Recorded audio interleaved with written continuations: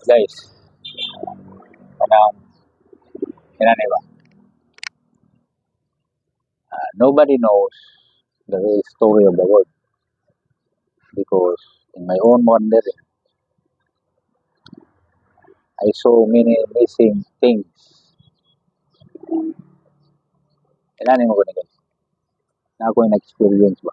Itong nagtrabaho ng gauna ba? Ito ni Sud sa Apo Cement Corporation ng Itabo guys. Ibulungan, di ba? Parang imo bang kana bang magunahon na ka o unsa gyud ba? Kay na may trabaho. Kinahanglan may amo masahan. Na misminto siyempre. Ayaw rin may dito kay nakakasol sa Apo. Ayaw misminto. Na, kinahanglan may bus.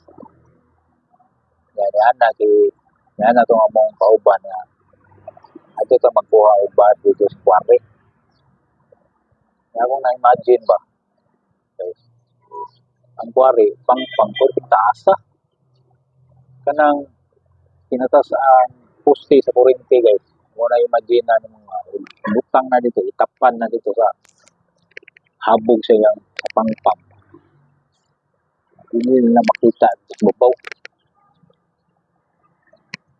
Meaning tupong na o kuwang pa ba na sa bitason. Put na buga guys. Na dito may nanguha o ba sa ubos. Sa ilaw ba? Imagine mo, pila ka layer sa yuta. Naibas ito. Kubkub ni. Kuha ni o bus. Pagkubkob na mo, nakakita ng mga tipakas kinason. Tipakas kinason ba? Imagine mo ba? Sa yun ay itsura ng kalibutan sa kaniyang to. Nganong sa Calao maaning parte na may mga tipakas kinason dito sa ilalong.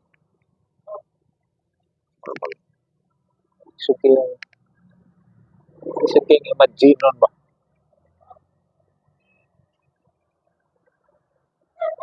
Kung gibuhat ang tuo, para nang gibuhat na to karon na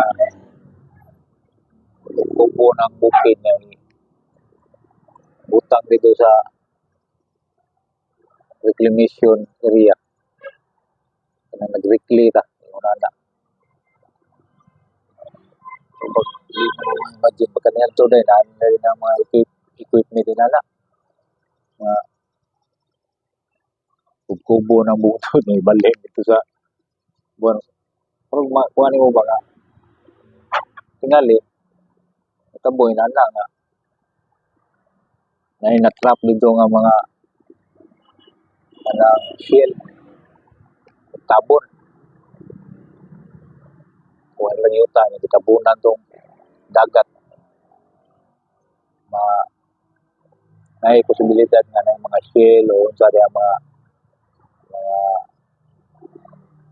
mananap sa dagat nga natabunan.